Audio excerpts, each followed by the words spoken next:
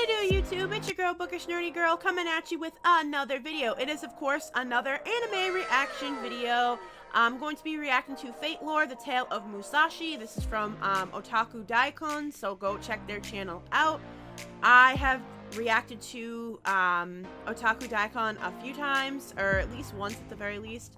And this was recommended to me a little while ago, so I definitely wanted to get this video checked out.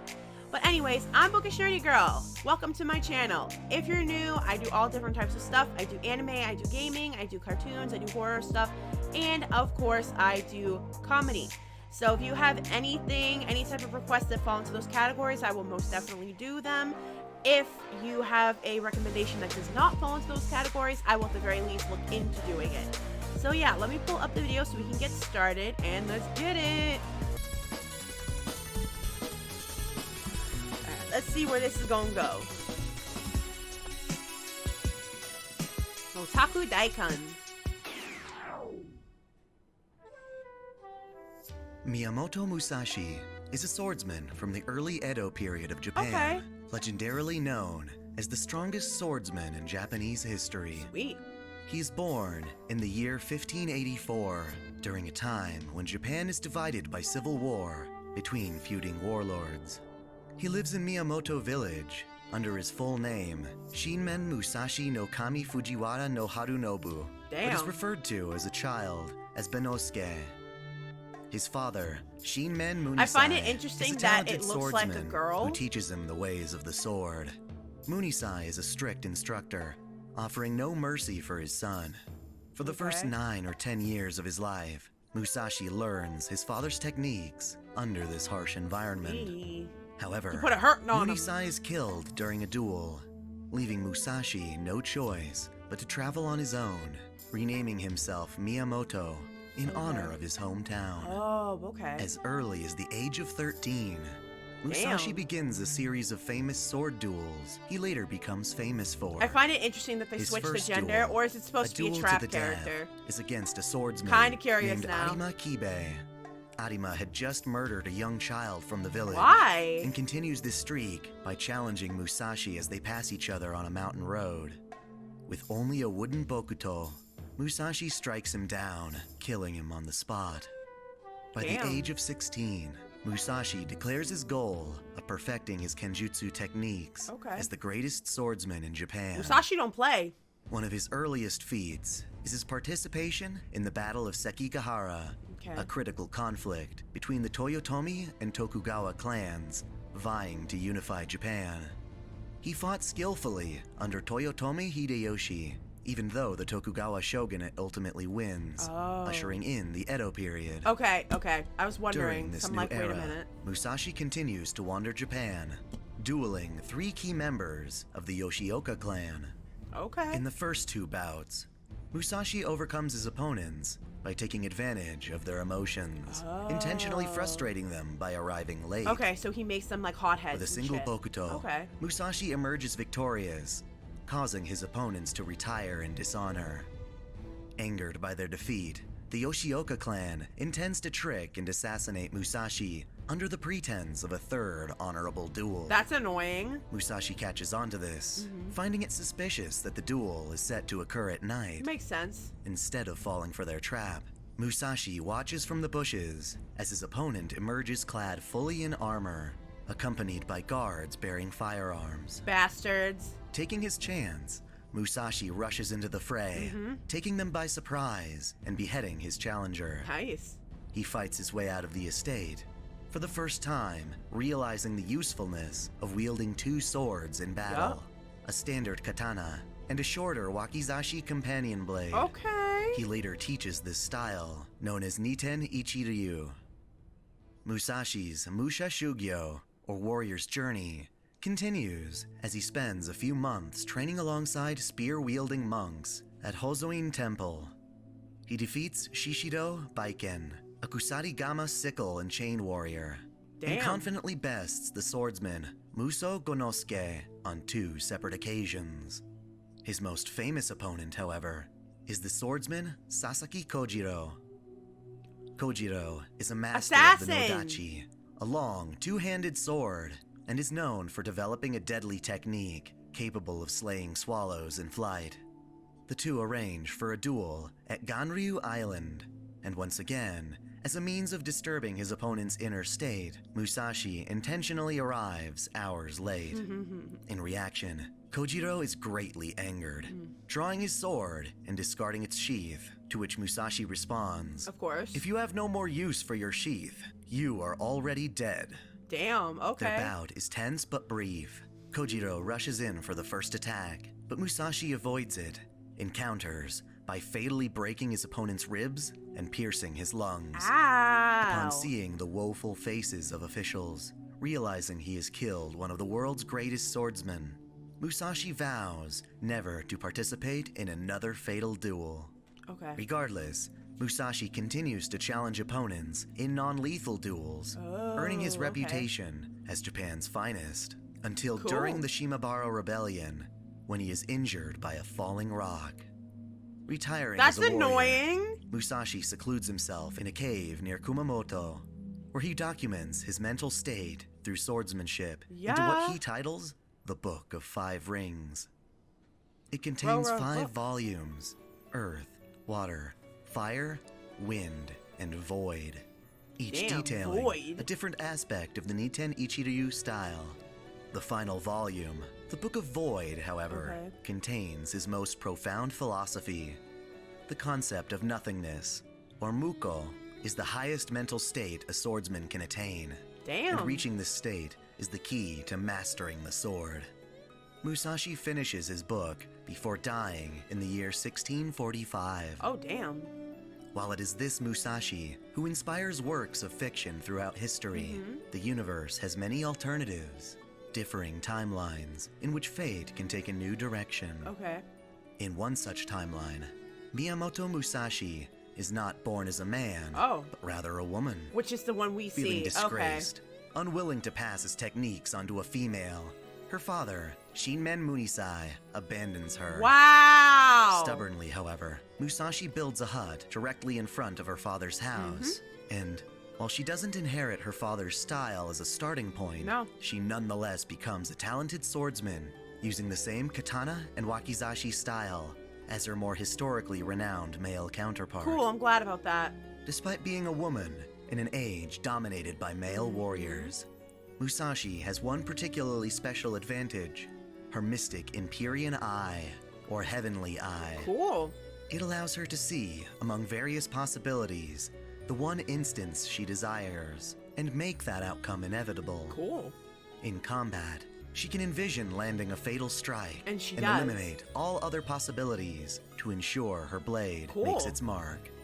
Much like the historical figure, this Musashi also discovers the concept of nothingness, void or zero, as the ultimate mental state.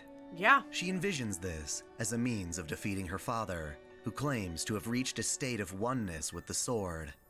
While she has yet to actually attain this nothingness, she sets her sights upon it and intends to pursue it for the Okay. rest of her life. Damn. In contrast to her relaxed demeanor, Musashi is a mess for alcohol, appeased by money, Okay. and passionate about free food. Thus, she is both bad. open and Not bad. cheerful, lively yet graceful. She enjoys life to its fullest, Cool. expressing herself boldly. Damn, and she's a falling chill in love easily. person. She's quite amicable, adoring praise, but when it comes to killing others in battle, she is calm and composed. Yup, she has to be. Her sense of justice kicks in to protect the weak Cool. in one-sided massacres. Damn, I think and to Musashi might be punish my those favorite. I who like tarnish her. the dignity of others for amusement. I like both counterparts, Unfortunately, honestly. not all possibilities are recorded by the planet. Of course. In some cases, the world will implement quantum time locks What's that? to cull various alternatives What's that quantum deviate time from an locks? expected progression for mankind.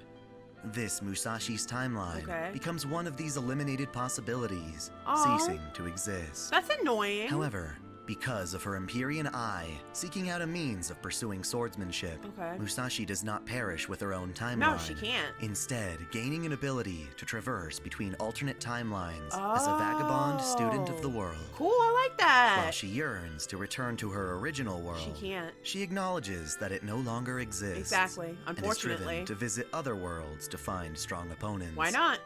Her travels across space and time even take her to the American West, where she tests her skills against gun-toting opponents. Nice. As part of her journey, Musashi duels against a fellow Japanese swordsman, Yagyu Munemori, but finds herself outmatched and in trouble.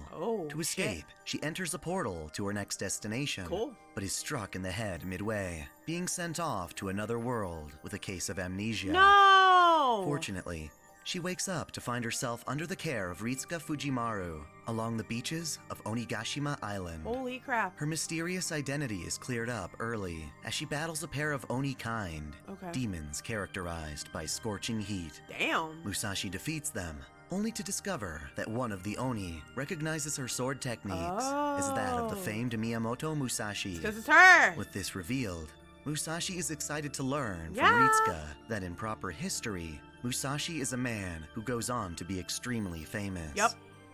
In exchange for the information, Musashi spares the Oni and continues to remain near Ritsuka to learn more about Chaldea and their mission. Why not? They're followed by a third Oni named Tsukeroku, who explains that to escape this Onigashima singularity, they will have to defeat 3 Devil's Gates. Devil's Thus, Gates. Musashi and Ritsuka confront each of these gates. At the first, they find Cleopatra, who's turning the area into a high-class spa. Damn, we got Cleopatra up in this Musashi shit. is intrigued, but retaliates after being conscripted for hard construction labor. She strikes Cleopatra down, but is saddened to do so. Upon learning that Cleopatra is merely returning to Chaldea as a heroic spirit, her worries are alleviated. At the second gate, they encounter Tamamo Cat, 3 of them more specifically, who all covet Ritsuka.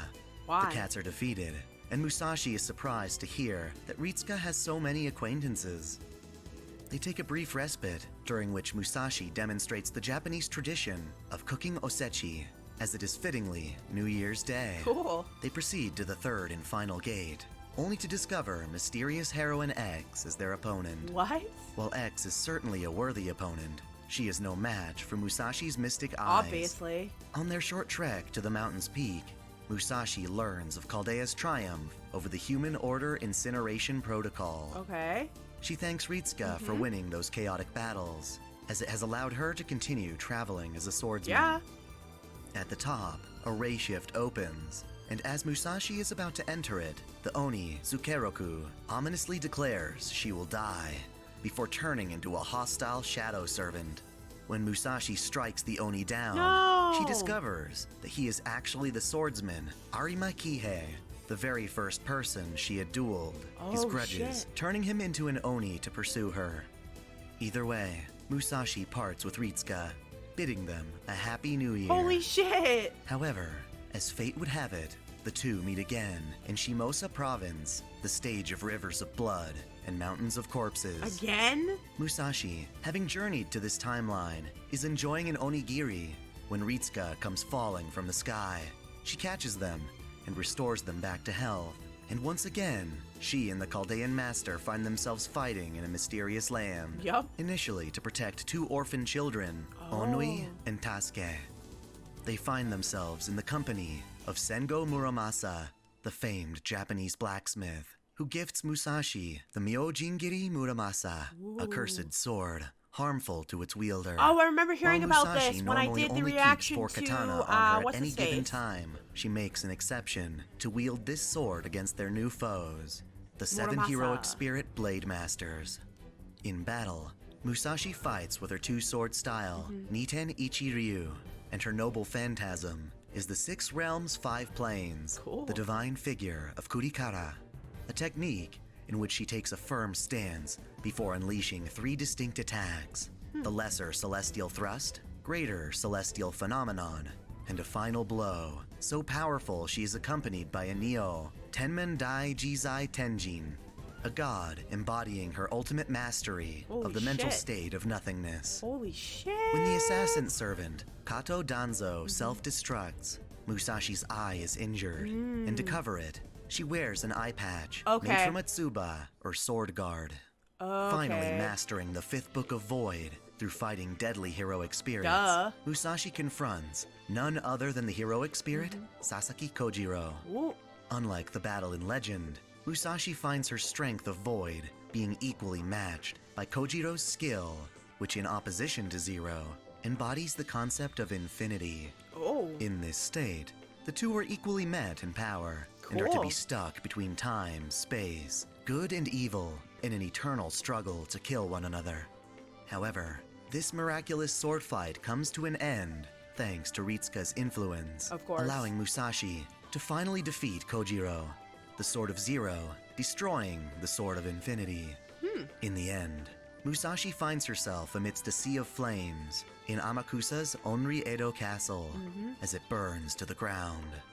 Upon inspecting the rubble, her body cannot be found, Oh. and only her Tsuba eye patch is recovered.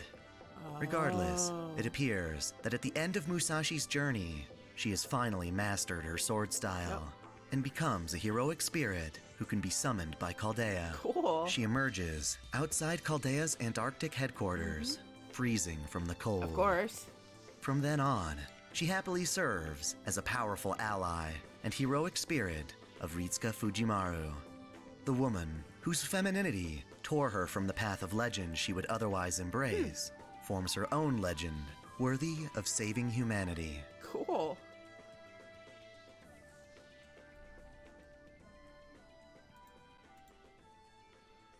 Okay, so I think that was the end of the video. It's just kind of, you know, Patreon and stuff like that. But yeah, that was really cool. I enjoyed listening to the story. I love Assassin, the Unlimited Blade Works Assassin anyway. So that was interesting to know that he was part of Muramasa's backstory. As well as the fact that this person, Musashi, was also kind of tied to Muramasa in a way. But yeah, that was cool. I really enjoyed listening to that from Otaku Daikon. He's always knowledgeable, and he always seems to really give a deep backstory of not only the character from the game, their backstory, but the actual history itself that the characters derived from, because I don't know too much about Japanese history. I want to know a little bit more just because I think the Warring States era and the Edo period are super interesting. But yeah, I hope you enjoyed that video. I certainly did. And if you have any more Fate lore recommendations, let me know in the comment section below. Thank you to the person that recommended this to me. I'm definitely glad that I watched it, especially after watching Muramasa's Fate lore. So yeah, that was fun. If you have any more recommendations, guys, let me know in the comment section below. If you can't link the video you want me to react to, give me the title or hit me up through DM through Twitter, Facebook, or Instagram. I will answer back. Like I said, the comment section's been really weird. I'm not really sure why. It just has been, so bear with me. It's really not on me. Bear with YouTube, I suppose you could say. But yeah, I hope you enjoyed this video, and as always, keep the recommendations coming. I will be posting Tuesday, Friday, and Saturday. Hopefully live streaming Sunday. It depends on how I feel or the hecticness that is in my house that I live with all the time. So, but yeah, this is your girl, Bookish Nerdy Girl. Hope you are all safe and healthy. Peace out, everybody.